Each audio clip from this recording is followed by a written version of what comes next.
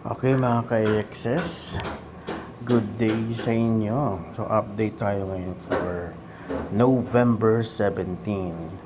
And I do apologize, 2 days tayong walang upload and hindi nakapagkaroon. Because currently I'm enjoying profit from XRP. Nasa bowl tayo today. So let's go first with AXS update.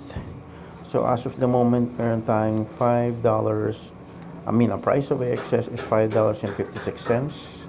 And then, punta ngayon tayo sa ating plate rice. Daily bounties and standard board. So, okay na itong atiya. Nakuha natin today.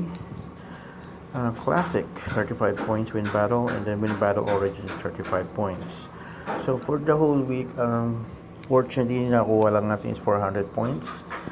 Missing tayo ng 2 days, no? And estimated AXS earning na 0.12 AXS. And moving forward sa ating premier board. Okay, so nakuha natin tong 100 points, no? Sa Axie Classic. Win or spend 1,000 gold. And then, win 1 battle sa Classic, 19 points. And pa natin nakuha. So, hindi, nakuha na rin pala natin ito 450 points sa Axie Curse Classic. So, wala tayong SLP sa Classic, so hindi natin makukuha yan. So, currently for Premier, meron tayong nakuhang 1,162 points na may estimated earning na 0.37 AXS. Na moving forward tayo sa AXS staking. Alright, sa AXS staking natin, meron tayong 21.52647 AXS na may price worth na $119.63. Meron tayong claimable rewards na 0.084547 AXS which makukuha natin by this coming Wednesday. Alright.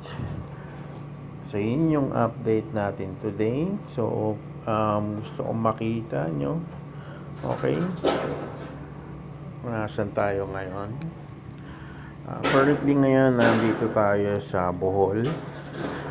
So, we have like a 3-day, 4-day, 3 nights vacation here. And we are staying at Sulea Hotel. And,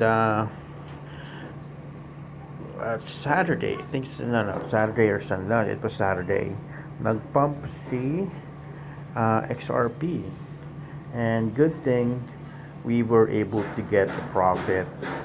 And sa mga nag-profit sa XRP, congratulations. Okay, it's worth the wait.